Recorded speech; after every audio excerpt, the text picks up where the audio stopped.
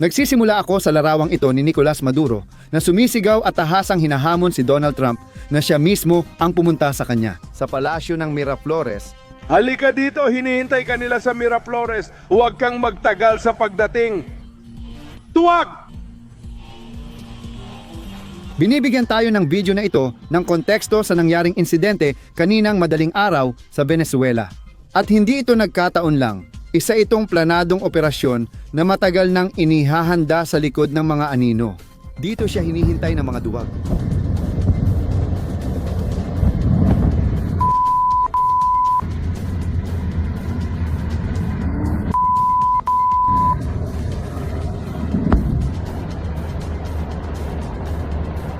Nagsalita si Donald Trump kamakailan at naglabas ng matibay na ebidensya. Isang larawan ni Nicolas Maduro na nakaposas, nakasuot ng kulay abong Nike na sweatshirt at may takip ang mga mata habang nasa barkong United States ship Iwo Jima. Ang akala ng marami ay imposible, ang pinapangarap ng iba at kinatatakutan naman ng ilan, sa wakas, ngayon ay naging bahagi na ng kasaysayan. Nahuli na si Nicolas Maduro. Ngayon mismo ay meron tayong mga detalye kung paano ito naging posible, kaya ibabahagi ko sa inyo ang mga detalye ng operasyong ito na kinabibilangan ng mahigit 150 nasasakyang panghimpapawid, 20 magkakaibang base militar at mahigit 100 pinagsamang special forces ng Estados Unidos. Pag-uusapan natin kung bakit si Maduro, kahit na may nakahandang bunker, ay nagkamali ng malaki alauna ng madaling araw na siyang naging dahilan ng kanyang kapalaran. Ayon kay Trump sa kanyang mga pahayag, nasaksihan natin ang pagsasagawa ng pinakakomplikadong operasyon ng militar na may mataas na presisyon mula pa noong ikalawang digmaang pandaigdig na tinawag na Operasyon Lansa ng Timog. May mahalaga ba? Sa kanyang pampublikong pahayag, si Marco Rubio, ang kalihim ng Estado ng Estados Unidos, ay nagpadala ng malinaw na mensahe kay Gustavo Petro, ang Pangulo ng Colombia. At meron din akong sagot mula sa China at Rusya tungkol sa nakakagulat na operasyong ito. Para maintindihan ang nangyari noong alauna at isa ng madaling araw nitong Sabado, kailangan muna nating bumalik ng ilang buwan. Hindi nag-improvise ang CIA. Mula pa noong tag-init ng 2025, isang ultralihim na operatibong grupo ang ipinasok sa teritoryo ng Venezuela na may iisang misyon, ang lubos na pagsubaybay sa pattern ng pamumuhay ni Nicolas Maduro. Hindi lang ito tungkol sa lokasyon ng palasyo ng Miraflores. Tinutukoy ko ay pagmamanman na pang CIA. Ano kinakain niya? Anong oras siya gising? Sino mga kontak niya? Mas malalalim na detalye tulad ng patuloy na pagmamanman sa kanyang mga alagang hayop, araw-araw na gawain, mga routine sa pag-aayos ng sarili, pag-eehersisyo, mga pagpupulong, pati na rin ang mga routine ng kanyang pinakamalapit na seguridad at maging ang mga pinakamababaw na bagay. Mayroon silang mga tao sa loob mismo ng gobyernong Venezuelano na kumikilos bilang mga direktang source para sa CIA. Sa ilang buwan, halos araw-araw nagtitipon ang pangunahing grupo sa Washington.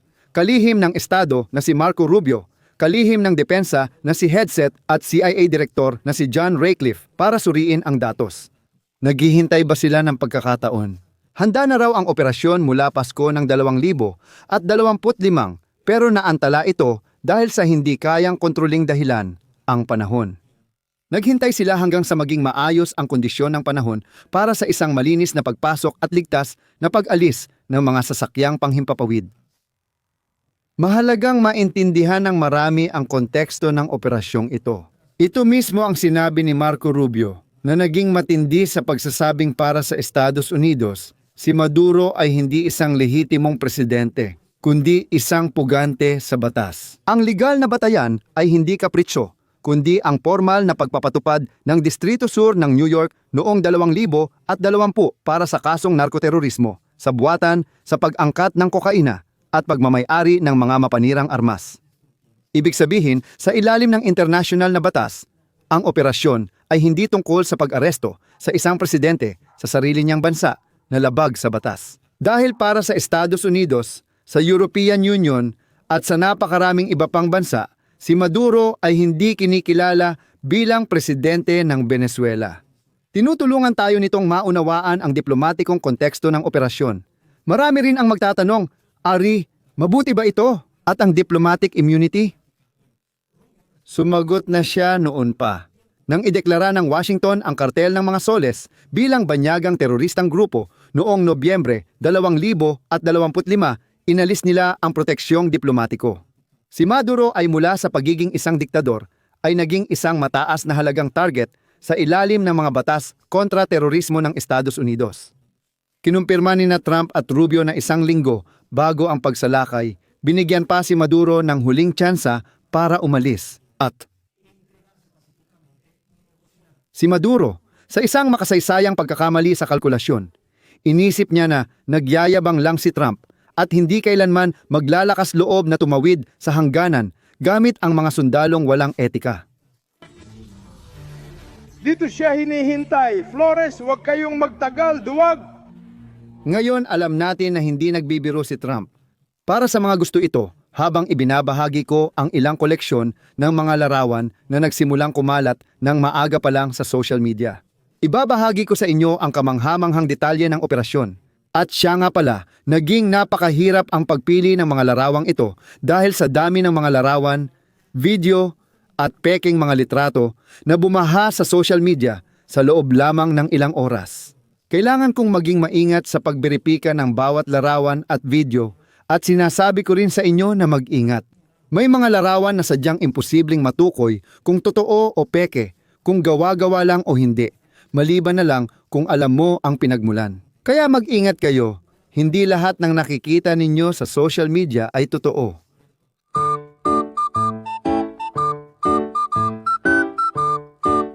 May kumalat na larawan mula kaninang umaga na ipinapakita si Maduro na bumababa ng eroplano at sinasamahan ng dalawang opisyal ng Drug Enforcement Administration. Peke ang larawang iyon. Kahit isang kilalang mamamahayag sa Colombia na ngayon ay kandidato sa pagkapangulo, hindi ko na lang babanggitin ang pangalan. Ipinost niya sa kanyang mga social media account sa ilalim ng pamagat na inaatake ng Estados Unidos ang Venezuela. Isang video na talagang mula sa isang pag-atake sa Tel Aviv noong nakaraang Hunyo, noong inatake ng Iran gamit ang kanilang mga misil. Kaya naman, dito ay pwedeng madapa ang kahit sino. Kaya't ibinibigay ko ang aking pag-amin sa pagkakamali. Kung sakaling may makalusot na video o iba pa, sige, ipaalam nyo lang sa akin sa mga komento at agad naming ilalathala ang pag-amin sa pagkakamali. Dahil totoo ang sinasabi ko, napakahirap talagang matukoy kung alin ang totoo at alin ang hindi. Sige, tara, pumasok tayo sa detalye. Lumipas na ang alas 10:40 ng gabi. Noong Biyernes, ibinigay ang huling executive order, si Trump ang nagbigay ng utos. Isipin nyo ang laki ng saklaw. 150 na eroplano ang lumahok, umalis mula sa iisang lugar, nag-take off mula sa 20 iba't ibang base militar, kasama na rin ang mga aircraft carrier, sabay-sabay na nagkoordina ng isang nakamamatay na koreografiya ng bakal sa ibabaw ng Caribbean. Kasama sa pagpapalipad ang mga long-range na bomber at mga fighter jet para tiyakin ang air superiority. Mga spy plane na sumakop sa electromagnetic spectrum, mga eroplano ng artilyeriya na mababa ang lipad, inilunsad mula sa mga aircraft carrier para tamaan ang mga estratehikong target ng may milimetrong katumpakan. Pagsapit ng hating gabi, nagsimula ang electronic warfare. Ayon sa intelligence source, gumamit ang Estados Unidos ng makabagong teknolohiya para patayin ang air defense system ng Venezuela na gawa ng Russia at China. Ang mga radar ng mga anti-aircraft battery ng Venezuela na gawa ng Russia at China. Nabulag ang mga Bug M2 na dapat nagpoprotekta sa Caracas sa ilang segundo. Nagkaroon ng kabuuang pagkawala ng komunikasyon, radyo, depensa at kuryente sa maraming residential area sa paligid ng mga estratehikong target. Mahigit 150 eroplano ang lumipad mula sa mga aircraft carrier na nakaangkla sa baybayin ng Venezuela habang binubuksan ang daan. Pagkapasa nila sa baybayin at pagpasok sa mga bulubunduking lugar papunta sa kabisera, papuntang Caracas, ang mga eroplano at mga spy drone mula sa kalawakan ang nauuna. Literal na pinapatay ang lahat. Kaya pagdating ng mga unang eroplano sa mga target, wala nang natira. Sa gitna ng dilim, napagtanto nila na hawak pa rin nila ang elementong sorpresa. Simple lang, hindi namamalaya ng Gwardiya Revolusyonarya at ng hukbo na may 150 eroplano na palang pumasok sa kanilang teritoryo hanggang sa nasa ibabaw na ng lahat ng target ang mga helikopter. Doon lang napansin ng mga puwersang tapat sa rehimen ni Chavista. Habang nililihis ng kinetic na pag-atake ang pansin ng mataas na pamunuan sa mga pagsabog sa fuerte, Tiuna at La Carlota, napapaligiran na ang totoong target. 1:01 ng madaling araw, bumaba ang mga elite na puwersa ng Puwersa Delta at ang pangkat ng pagsagip ng bihag ng FBI sa kinaroroonan ni Maduro. Dito nagiging dramatiko ang mga detalye. Karagdagang impormasyon, Duty Eater. Com. Mierda, ang lupit mo talagang manginginom.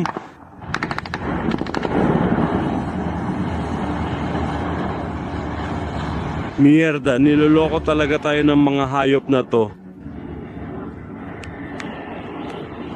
Niloloko talaga tayo ng mga hayop na ito. Seryoso bro. Ang mga helicopter ng Amerika, yung MH-77, yung sikat na Chinook at Black Hawk, sinalubong sila ng matinding putok ng baril paglapag nila sa lugar.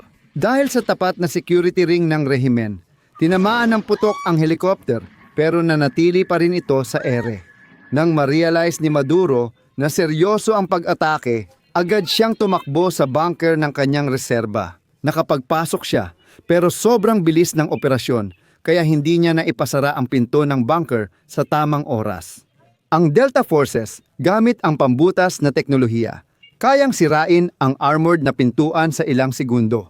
Hindi na nila kinailangang gamitin ang pinakamabigat nilang pampasabog.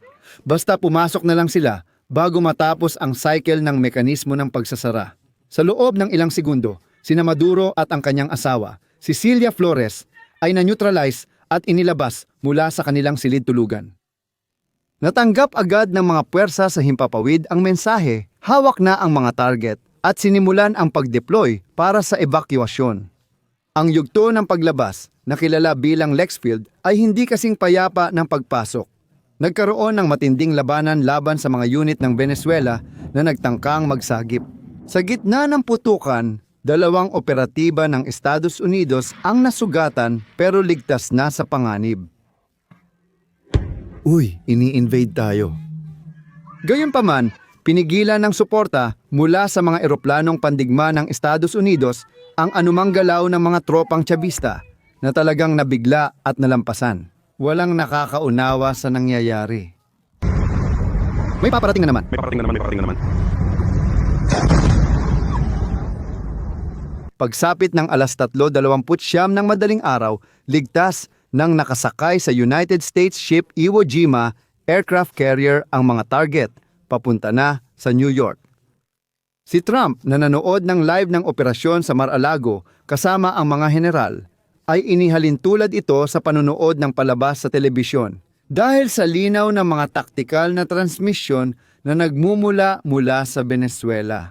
Ang litrato na kumalat pagkatapos ay naging kumpirmasyon na talaga at bukod pa rito, talagang hindi ito tugma sa karaniwang anti-imperialistang talumpati. Si Maduro ay makikitang nahuli, nakaposas at nakasuot ng kulay abong Nike na sweatshirt, isang simbolo ng imperialismong Amerikano, gaya ng madalas niyang sabihin. Makikita siya roon na may hawak na bote ng tubig na tatakpan ang mga mata ng isang madilim na maskara at may malalaking headphone para ihiwalay siya sa mga tunog sa paligid. Ang larawang ito ay hindi lang patunay na siya ay buhay, kundi ebidensya rin ng ilegal na pag-aresto ng hukuman. Ano ang susunod ngayon? Trump, malinaw na sinabi ng Estados Unidos na pamumunuan nila agad ang Venezuela para maiwasan ang kaguluhan. Isang pahayag na maaaring magdulot ng iba't ibang uri ng mga komento. Literal niyang sinabi, pamumunuan namin ang bansa hanggang sa magawa naming magkaroon ng ligtas, maayos at matinong transisyon. Ito ang kanyang sinabi mula sa Mar-a-Lago sa kanyang formal na pahayag ilang oras na ang nakalipas. Ayon sa kanya, ayaw niyang mapunan ng ibang grupong kriminal ang bakanteng kapangyarihan. Alam na ng Washington na nakikipag-usap na sila sa mga tao, ayon sa kanila, partikular para maglagay ng kaayusan, kahit na wala pang binanggit na mga pangalan. Plano raw nila magtatag ng junta para patatagin ang bansa bago ipasa ang kapangyarihan. Sa mga personalidad tulad ni Edmundo Gonzales Urrutia, na opisyal na kinikilalang presidente, o kay Maria Corina Machado, na siya namang vice-presidente. Ang mga puwersang militar ng Estados Unidos ay nananatiling aktibo at nasa pinakamataas na antas ng alerto sa buong lugar, handang kumilos sa anumang tangkang kudeta mula sa loob. Pinamumunuan ba ito ni Diosdado Cabello o ni Vladimir Padrino Lopez? Naiwan doon at patuloy na iniintindi kung paano nangyari sa kanila ito. Isang napakahalagang bagay na lumabas sa mga opisyal na pahayag ni na Trump at Marco Rubio ay nagpadala sila ng isang malinaw na mensahe kay Gustavo Petro. Sa Colombia, sinabi nila na hinahayaan ng gobyernong Kolombianong umabot sa rekord ang produksyon ng droga. Naglalaro ng isang delikadong laro na katulad ng kay Maduro, ang babala ay malinaw at napakalinaw.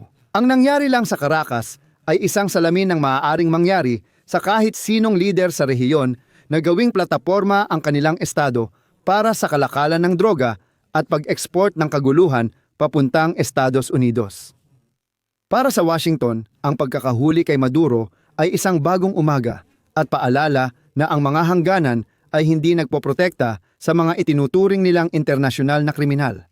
At ang mga makapangyarihang bansa, sumigaw ang Rusya ng paglabag sa internasyonal na batas, pero halos wala na itong kakayahang kumilos. Si Trump gamit ang kanyang pragmatikong estilo ay sinabi sa China at Rusya na huwag mag-alala tungkol sa kanilang mga utang o sa supply ng langis. Nasa huli, iyon naman talaga ang mahalaga sa kanila. Ayon kay Trump, simple lang ang plano, base sa kanyang mga salita, at sinabi niya sa press conference na sa ilalim ng kontrol ng Estados Unidos, muling magiging isang produktibong kapangyarihan sa langis ang Venezuela. Sinabi niya mismo na gagawin nilang muling makapag-produce ng maraming langis ang Venezuela at sa huli, makikinabang dito ang parehong Rusya at China. Sa ganitong paraan, tapos na ang problema. Mula sa aking posisyon dito sa Israel, hindi ko maiwasang banggitin ang komento ni Yair Lapid na nagsabing dapat bigyang pansin ng rehimen ng Iran ang nangyayari sa Venezuela. Sa ngayon, isa itong malinaw na babala kung hindi naging sapat ang bunker ni Maduro para pigilan ang mga espesyal na puwersa ng Estados Unidos, hindi rin magiging sapat ang bunker ng mga Ayatollah para pigilan ang mga espesyal na puwersa ng Israel. Ang operasyon noong Enero 3, 2026 ay hindi lang nagpatalsik ng diktador, binura rin nito ang pamumulitikang nakabatay sa kawalang parusa. Tumawid na ang Estados Unidos sa Rubicon. Ipinakita nito na mayroon silang kakayahan na subaybayan hanggang sa pinakamaliit na detalye ng buhay ng isang lider. At ang lakas para hilahin siya mula sa sarili niyang kama sa loob lamang ng ilang minuto. Kaya, heto, ang pagbasa ng walang mga pang-uri ay ganito. Hindi na pareho ang mundo ngayon. Ang panahon ng mga ekonomikong parusa ay napalitan na ng panahon ng mabilisang hudisyal na pagkuha. Habang naghihintay ng paglilitis si Maduro sa Manhattan, ang pinag-uusapan na ngayon at opisyal ng ibinabahagi ay ang pinakamababang sentensya ay 50 taon at ang pinakamataas ay habambuhay na pagkakakulong. Ang isa man o ang isa pa, mukhang hindi na siya muling magkakaroon ng kalayaan. Samantala, tungkol naman sa ekonomiya, ilang lider na autoritaryan sa mundo ay nagtatanong kung sapat na mabilis magsasara ang kanilang pintuang bakal sa susunod na pagkakataon o kapag sila naman ang pinuntahan. Sigurado akong ngayon din, maraming mga lider politikal, negosyante at mga kaibigan mula sa loob ng bilog ng Chavismo ni Nicolas Maduro sa Venezuela, pati na rin yung mga nasa labas ng bansa, ay siguradong natatakot ngayon. Dahil sa maaaring mangyari mula ngayon, dahil siguradong sigurado, magsisimula ng magsalita si Nicolas Maduro at ang kanyang mga kasosyo, kasabwat at kaibigan ay hindi na ito mapipigilan.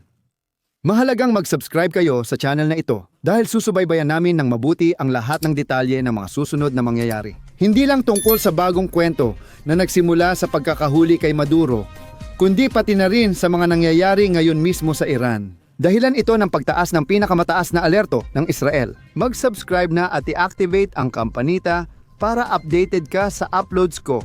Huwag kalimutang mag-like. Kita tayo ulit.